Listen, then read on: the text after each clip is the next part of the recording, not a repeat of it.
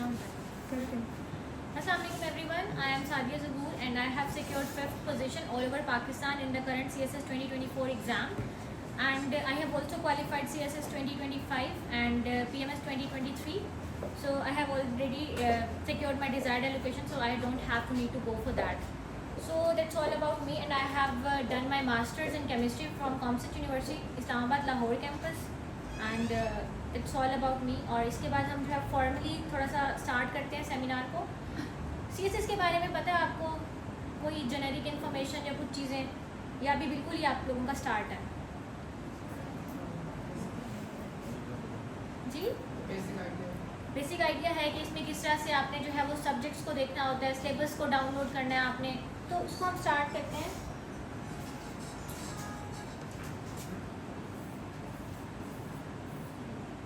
सबसे पहले तो इसका क्राइटेरिया पता है कि आप एलिजिबल कब होते हैं CSS के लिए। What is the criteria? हाँ, ठीक है। उसके बाद जो है आपकी अपनी एलिजिबिलिटी आपने देखनी है। देन आपने जो है अपना एक माइंड सेट प्रिपेयर करना है कि either are you ready to go for CSS exams और नॉट। अगर आपने जो है फुली प्रिपेयर्ड आपको लग रहा है तो आपने उसकी तरफ माइंड अपना बनाना है और आपने फिर कंपेटिटिव एग्जाम्स की तरफ आना है। सबसे पहले आपने उसका सिलेबस, पहले हम सिलेबस वगैरह ये चीज़ें देख लेते हैं, उसके बाद मैं अपनी जर्नी शेयर करूँगी कि किस तरह से थी और उसमें जो आपकी क्वेरीज वगैरह होंगी वो साथ साथ एड्रेस करती जाऊँगी। सबसे पहले आपने उसका सिलेबस डाउनलोड करना है, उसमें देखना है कि आपके कंपल्सरी सब्जेक्ट्स कौन कौन से हैं और आपके ऑप्शनल सब्जेक्ट्स कौन कौन से हैं। इट डजेंट मैटर्स कि आप लोगों की डिग्री कौन सी है या आपकी एक्सपर्टीज़ किस चीज़ में है, क्योंकि जब आप CSS की जर्नी में स्टार्ट करते हो तो एवरीवन इज़ एट ज़ीरो। आपने ज़ीरो से स्टार्ट करना है अपने आप को और आपने जो है वो 100 पे पहुँचना है, that you are able to get your desired allocation. You are not aiming to only ace the exam. आपने अपनी जो डिज़ायर्ड एलोकेशन है कोशिश करनी है कि फर्स्ट अटैम्प्ट में ही उसको निकाल लें, क्योंकि ये होता है कि with the passage of time आपकी एक अटैम्प्ट क्लियर नहीं होती तो आप एग्जॉस्टेड हो जाते हैं। ये जर्नी बहुत लंबा है, मतलब 1 साल 2 साल, 1 साल आपने तैयारी की, 1 साल जो है वो आपने माइंड बनाया, पेपर में बैठे 1 साल आपका हो गया। पेपर देने के बाद रिजल्ट तक ऑलमोस्ट 1 साल लग जाता है और हमारा 1.5 साल लग जाता है 24 वाली अटैम्प्ट में। तो 2 से 3 साल तो आपके रिजल्ट के वेट में लग गए, वो भी अगर आपका जो है वो क्वालिफाई नहीं होता तो आपकी जर्नी 1 साल और बढ़ गई। तो बेहतर अप्रोच यही है कि आपने उसको फर्स्ट अटैम्प्ट में क्लियर करने की कोशिश करनी है ताकि वो जो जर्नी की जो एग्जॉस्शन है वो ख़त्म हो। कंपल्सरीज में हमारे पास जो सबसे पहले होता है वो इंग्लिश एसे होता है जो कि 100 मार्क्स का होता है। उसके बाद हमारे पास प्रेसियन कंपोजिशन जो हमारे पास 100 मार्क्स का होता है। हर सब्जेक्ट इसमें 100 मार्क्स का होता है एक्सेप्ट पोल्स है जो कि कलेक्टिवली जो है वो 200 मार्क्स का होता है, क्योंकि उसमें पेपर 1 और पेपर 2 दोनों इंक्लूड होते हैं। तीसरा जो है वो हमारे पास इस्लामिक स्टडीज़, नेक्स्ट हमारे पास जो है वो पाकिस्तान अफेयर्स,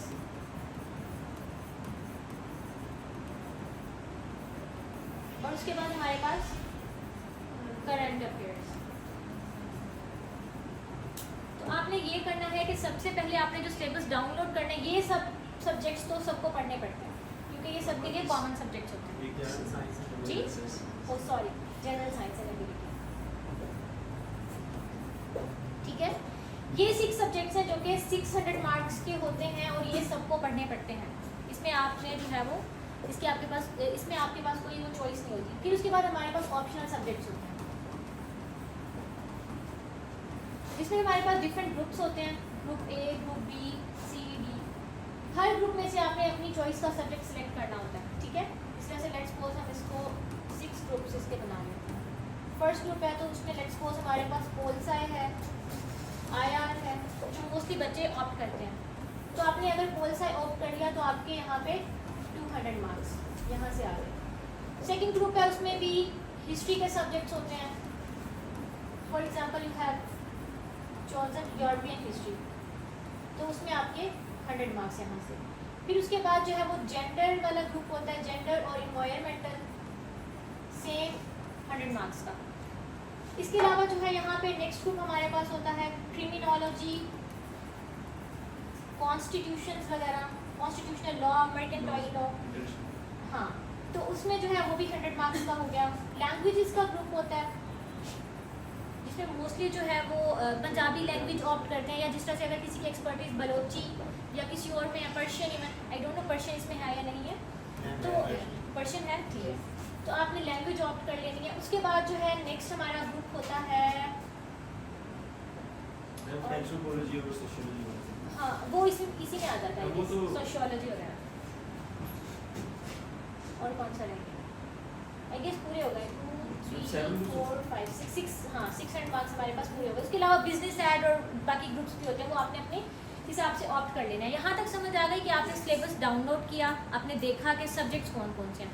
अब आपने सब्जेक्ट्स को चूज़ किस तरह से करना है। कंपल्सरी तो सबको पढ़ने पड़ेंगे, ऑप्शनल्स को किन 2 बेसिस पे आपने ऑप्ट करना है। एनीवन? आपने सबसे पहले जी अपनी इंटरेस्ट, हाँ सबसे पहले तो आपने अपनी इंटरेस्ट देखनी है कि are you interested in the subject, क्योंकि अक्सर सब्जेक्ट्स ऐसे होते हैं जैसे कि पब्लिक एड है, ऑल्दो स्कोरिंग सब्जेक्ट है, लेकिन कुछ बच्चे जब इसको पढ़ते हैं तो उनको बहुत ड्राई फील होता है। जैसे मैंने इसको सोचा था कि मैंने ऑप्ट करना है, तो उसके पहले चैप्टर में आपको समझ नहीं आ रही होती, ना इंटरेस्ट डेवलप हो रहा होता है, तो मैंने इसको चेंज कर दिया था। तो आपने सबसे पहले अपना इंटरेस्ट देखना है। दूसरी चीज़ जो आपने देखनी है वो है स्कोरिंग ट्रेंड, कि आइदर वो सब्जेक्ट स्कोरिंग भी है या नहीं, क्योंकि आप उस पर 1 साल पूरी एफर्ट पुट कर रहे हो तो आपको वो स्कोर भी देने वाला है या नहीं फ्यूचर में।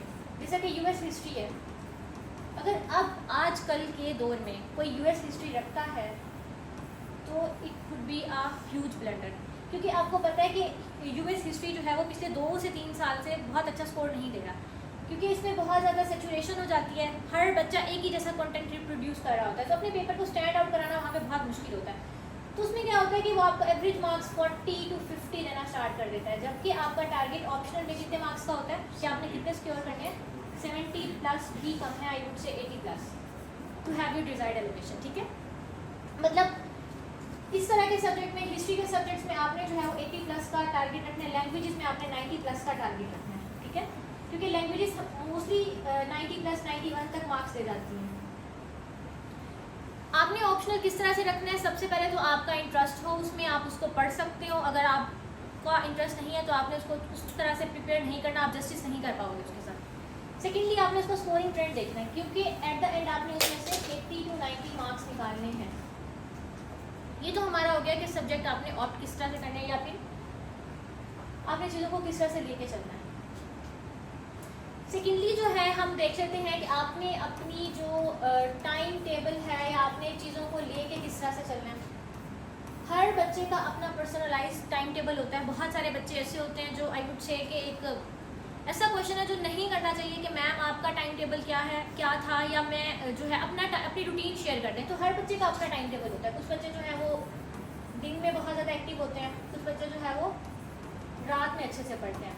तो इट डिपेंड्स ऑन यू कि आप किसी चीज़ को कैसे लेके चलते हो।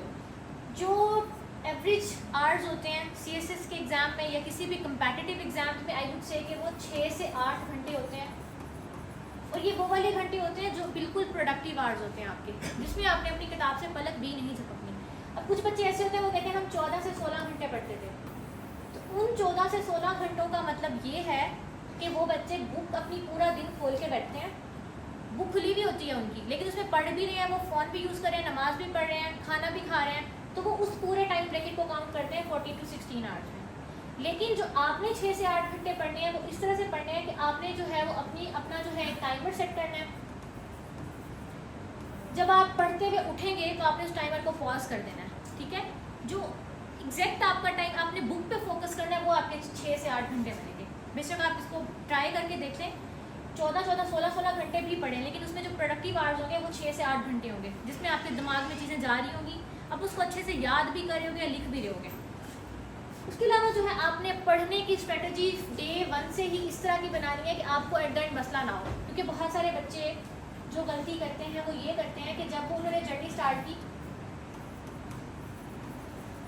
First day of CSS preparation उनका हो गया, ठीक है, अब वो क्या करते हैं कि किसी भी एकेडमी में बैच ले रहे हैं या वो खुद पढ़ रहे हैं, जिस तरह से भी पढ़ रहे हैं, तो एट अ टाइम वो 3 से 4 सब्जेक्ट्स को उठा लेते हैं।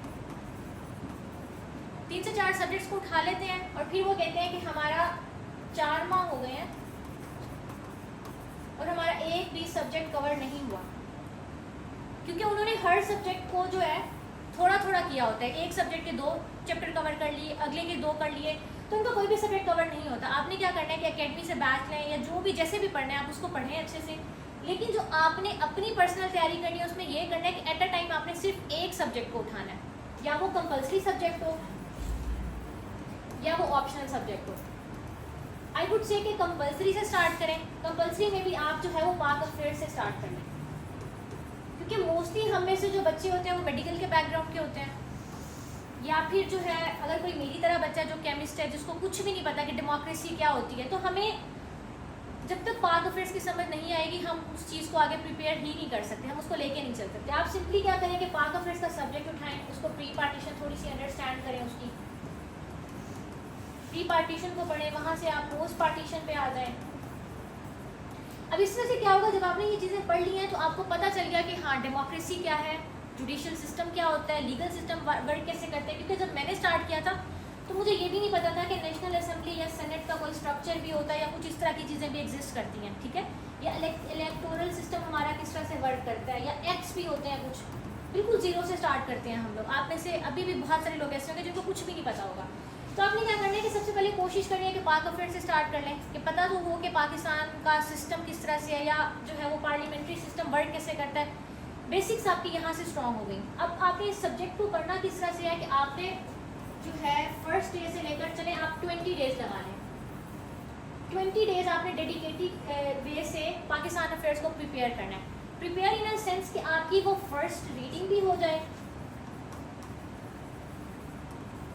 और आपकी लॉन्ग नोट्स भी बन जाए। लॉन्ग नोट्स या medium notes? I went for the medium size notes के हेडिंग लिखी और यहाँ पे 3-4 बातें जो मुझे पेपर में याद करनी थी, ठीक है। लॉन्ग नोट्स अब बहुत सारे बच्चे इस तरह के बनाते हैं कि वो पूरा एक पेज उठाते हैं,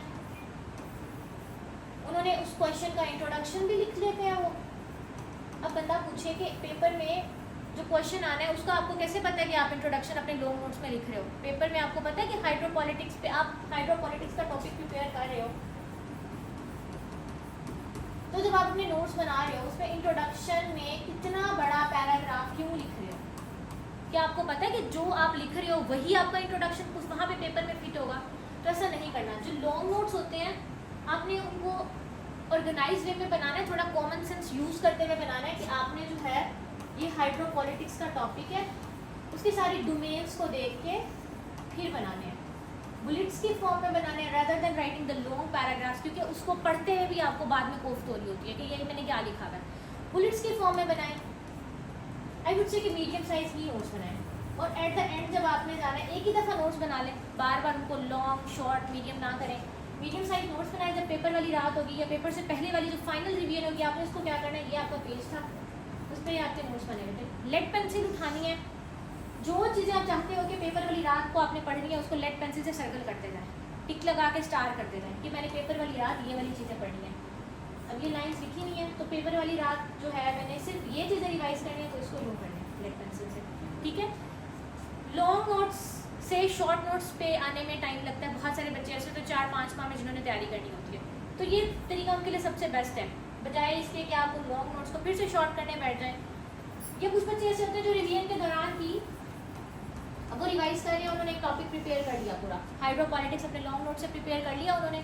अब वो उसको ये कहते हैं कि शॉर्ट नोट्स में वो जो अपनी ब्रेन स्टॉर्मिंग होती है ना सॉर्ट ऑफ, वो उसको वाइट पेपर पे लिख लेते हैं, इस तरह से शॉर्ट नोट्स बना लेते हैं। तो इट्स अप टू यू कि आपने अपने नोट्स को बनाना किस तरह से, ठीक है। यहाँ तक समझ आ गई है?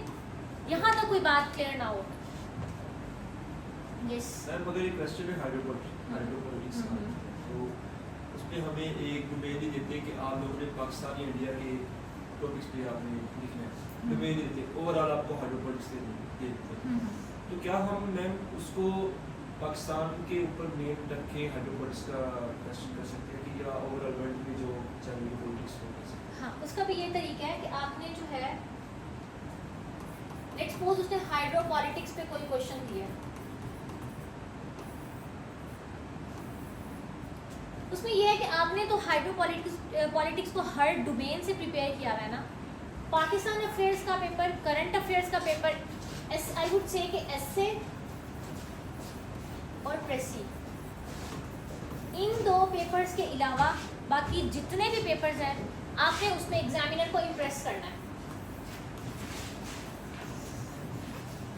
ठीक है।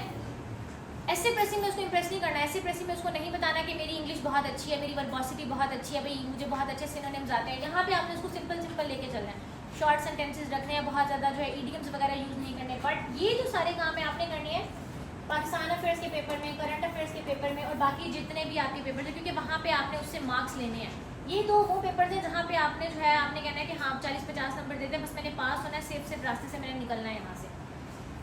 अब इन पेपर में अब आपने हाइड्रोपॉलिटिक्स प्रिपेयर किया हुआ, आपने बहुत अच्छा प्रिपेयर किया हुआ है, ठीक है। आपने उसमें कोर्स भी याद की हुई है, आपने उसमें जो है वो बुक समरीज भी पढ़ी हुई है कि XYZ जो ऑथर है उन्होंने अपना XYZ जो है पब्लिकेशन की हुई है। अब आपने जो है इसमें कोई UN की रिपोर्ट प्रिपेयर की हुई है, UNEP की रिपोर्ट प्रिपेयर की हुई है। अच्छा, इसके अलावा जो है आपने बहुत सारी चीज़ें, वर्सेटाइल चीज़ें प्रिपेयर की हुई हैं। अब पेपर में उसने सिर्फ सवाल पूछ दिया कि हाइड्रोपॉलिटिक्स के इशू बताएं, मतलब हाइड्रोपॉलिटिक्स में इशू है क्या, और आपकी ये चीज़ें वहाँ पे जो है वो फिट नहीं हो रही। बट आपने उनको किसी तरह से क्रिटिकली सोच के जो चीज़ें आपने पढ़ी नहीं है उनको इस तरह से मोल्ड करने के एग्जामिनर को बताना है कि मुझे ये सारी चीज़ें आती हैं, मुझे ये सारी चीज़ें पता हैं। अब आपने जो है क्रिएटिवली इसको मोल्ड कैसे करना है, जो आपकी हेडिंग्स होंगी ना, मेन हेडर्स जो होते हैं, जो क्वेश्चन का टाइटल है, जो उसने क्वेश्चन पूछा हुआ है, मेन हेडर जो आपने बनाने हैं वो उसके क्वेश्चन के जो की वर्ड्स या की फ्रेजेस है ना उनके बनाने हैं। अगर उसने हाइड्रोपॉलिटिक्स में पूछा हुआ है कि इश्यूज क्या है, इश्यूज रिलेटेड टू हाइड्रोपॉलिटिक्स, ठीक है, प्लस उसने पूछा हुआ है कि वे फॉरवर्ड पूछा हुआ है कि आपने उसको एड्रेस कैसे करना है, बट आप और वो पाकिस्तान सेंट्रिक पूछा हुआ है। बट आपने तो ग्लोबली भी उसको प्रिपेयर किया हुआ था, आपने ये भी प्रिपेयर किया हुआ था कि जो इंडिया और चाइना का पानी का कॉन्फ्लिक्ट है वो क्या है। तो आपने अपने हेडर्स की जो मेन कीवर्ड्स, हेडर मेनली हमने बनाने हैं, जो अपना क्वेश्चन है उसमें आपने सिंगल वर्ड हेडर्स नहीं बनाने। फॉर एग्जांपल बच्चे हेडर बनाते हैं फ्यूडलिज्म, अगर डेमोक्रेसी पे कोई टॉपिक आ जाता है उनकी हेडिंग इस तरह की होती है, फ्यूडलिज्म मतलब अगर हम इश्यूज ऑफ डेमोक्रेसी की बात करते हैं, अब उन्होंने कह दिया कि पहला इशू फ्यूडलिज्म है, दूसरा इशू जो है हमारे पास करप्शन है, तीसरा हमारे पास जो है वो इस तरह की वेग हेडिंग्स बनाते हैं कि नो अकाउंटेबिलिटी। तो आपने ये नहीं करनी, आपने इन हेडिंग्स को बहुत ज़्यादा फोकस करना है, इनके साथ प्ले करना है, ठीक है। आपने इनको बहुत अच्छा बनाना है, लाइक फ्यूडलिज्म है, इसके आगे कॉलन लगाएं, अब्लोर टू डेमोक्रेटिक कल्चर टू विच फ्लोरिशेस, मतलब आपने इन हेडिंग्स को इतना अच्छा बनाना है और आई कैचिंग बनाना है कि उसको मेन या सेंट्रल आइडिया उस हेडिंग को पढ़ते हुए मिल जाए, और बाकी आपने इसमें चीज़ें याद की भी हो कि आपने उसको प्लेस कर देना है।